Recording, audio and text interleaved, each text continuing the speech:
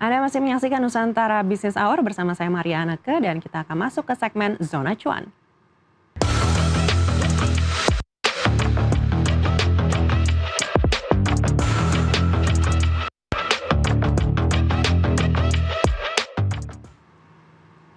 Penyaluran kredit perbankan ke segmen UMKM tercatat melemah per Februari 2026. Nilainya mencapai Rp1.484,9 triliun, turun 0,6% secara tahunan. Penurunan ini membuat capaian kredit UMKM semakin menjauh dari target pertumbuhan yang dipatok di kisaran 7 hingga 9%. Di sisi lain, rasio kredit bermasalah atau NPL UMKM juga meningkat mencapai 4,68%, menandakan risiko di sektor ini semakin naik. Menanggapi kondisi tersebut, Kurnardi Darmali mengakui perlambatan dipengaruhi faktor musiman serta daya beli masyarakat yang belum sepenuhnya pulih dan tekanan dari dinamika global. Meski demikian, perbankan tetap optimistis, termasuk juga KB Bank yang menegaskan komitmennya untuk terus mendukung pembiayaan UMKM melalui pendekatan selektif dan kemitraan, salah satunya dengan PT Pemodalan Nasional Madani Tbk dengan penyaluran dana Rp500 miliar. Kedepan kredit UMKM diharapkan kembali tumbuh seiring pemulihan ekonomi dan daya beli.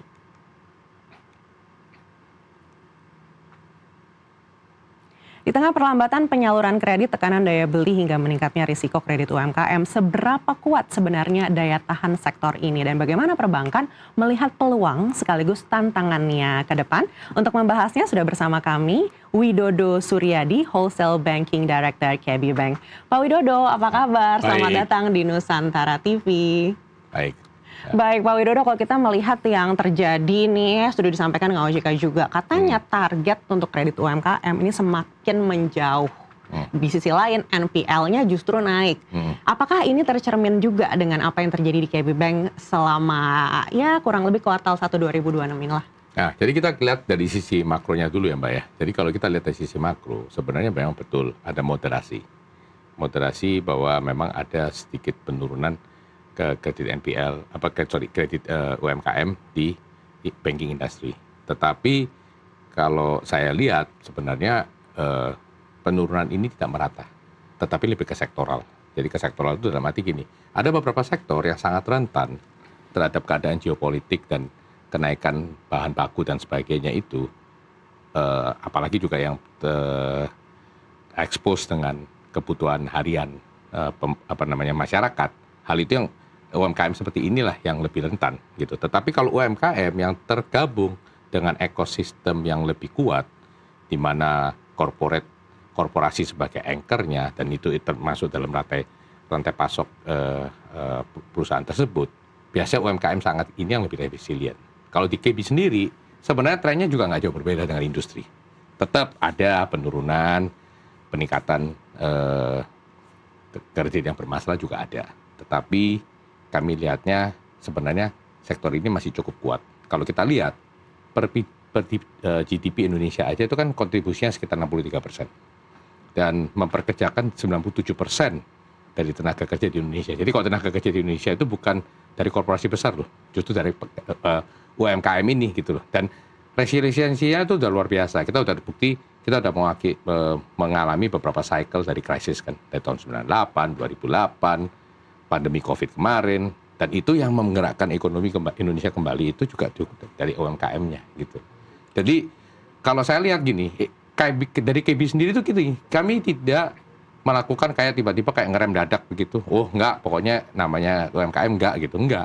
Tetapi kami lebih terarah gitu loh, lebih selektif. Jadi kami juga cek umpamanya mana sih sektor-sektor yang masih menjadi pemenang. Karena di tiap kali krisis pasti ada sektor pemenang kok.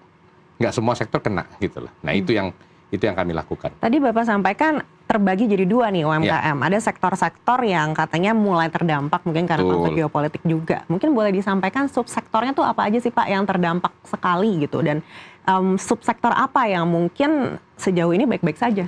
Nah kayak contoh ini, Mbak kan barusan, Mbak Aneke kan juga barusan menyampaikan di sesi sebelumnya tuh mengenai pergerakan harga komoditi dan sebagainya. Nah, sektor-sektor yang terekspos dengan harga komoditi itu banyak yang terkena gitu. Jadi di sektor pertanian, kehutanan, terus kemudian mungkin juga pengangkutan atau logistik gitu, di mana diharapkan sebenarnya kan ya karena pemerintah ada intervensi, tapi kalau nggak ada kan namanya harga bahan bakar BBM ini udah pasti naiknya luar biasa gitu. Kalau di negara Asia sendiri mayoritas rata-rata udah minimum 20% nah kenaikannya. Nah, kalau ini udah pasti ini udah definitely ini kayak semacam import inflation gitu loh. Yang inflasi yang kita import dari luar gitu loh.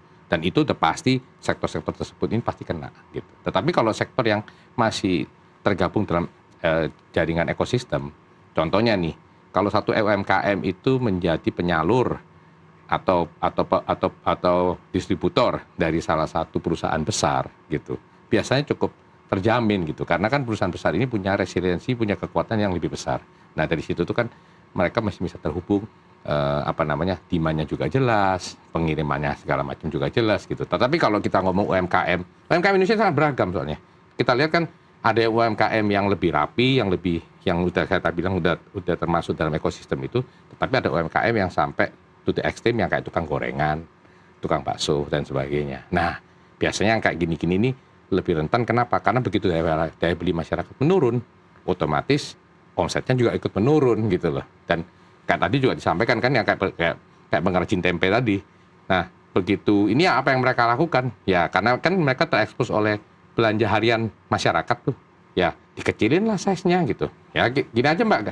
Simpelnya gini, kalau Mbak Aneka ke makanan Padang deh sekarang deh ke pagi sore atau kemana gitu, ukurannya rendang itu semakin hari semakin mengecil. Meskipun harganya sama ya Pak? Harganya sama, tapi semakin mengecil gitu loh. Ya kayak gitu, mau nggak mau kan. Tapi kalau dia dinaikin harganya nggak laku, tapi dikecilin itu kok jadi begitu gitu ya. Tapi ya that's fact of life gitu ya. Tadi Bapak gitu. sampaikan imported inflation-nya sudah berasa. Padahal kalau kita bandingkan dengan inflasi di dalam negeri, ini data terakhir dari BPS, itu sebenarnya tidak terlalu signifikan begitu inflasi di dalam negeri. Apakah ini juga dirasakan di portfolionya KB Bank?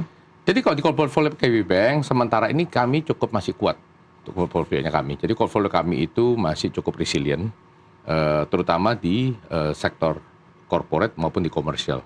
Gitu. Di UMKM-nya itu sampai hari ini pun juga masih oke.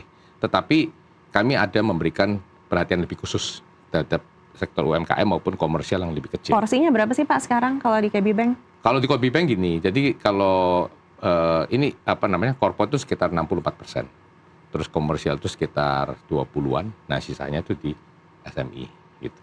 Ya, memang kami ini memang termasuk latecomer lah ke SME ini, karena memang dari awalnya kami memang lebih heavy di corporate. Tetapi kalau saya pribadi, saya lihatnya justru saat ini kita nggak boleh ngerem. Tetapi kita tetap harus memberikan pinjaman, tetapi dengan yang lebih selektif. Tapi demand-nya gimana?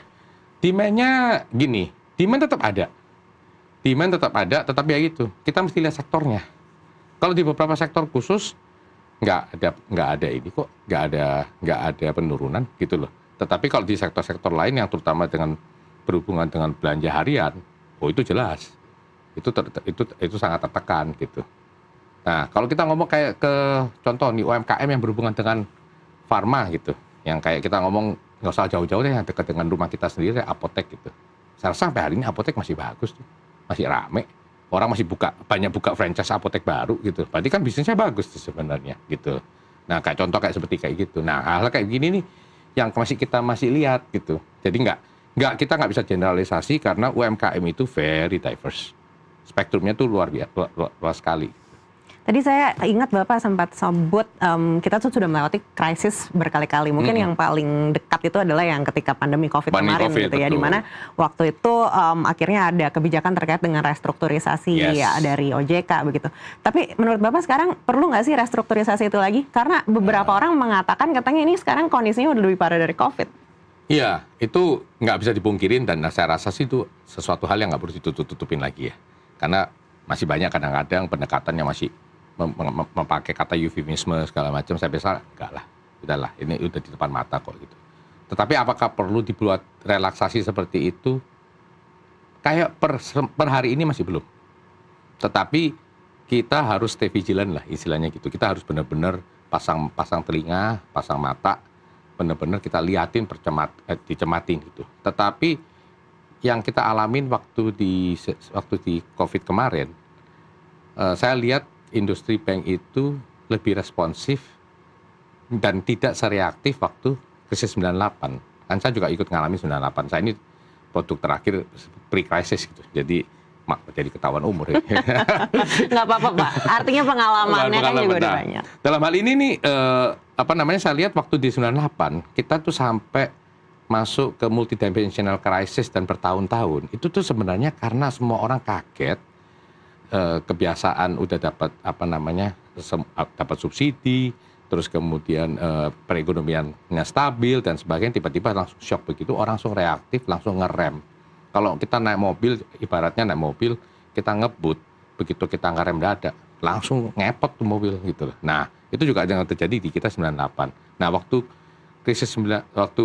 pandemi COVID, kayaknya banking industry udah banyak menarik pelajaran dari sini nih. Makanya mereka lebih responsif, mereka nggak langsung langsung stop semua gitu. Malah dikasih nafas buatan.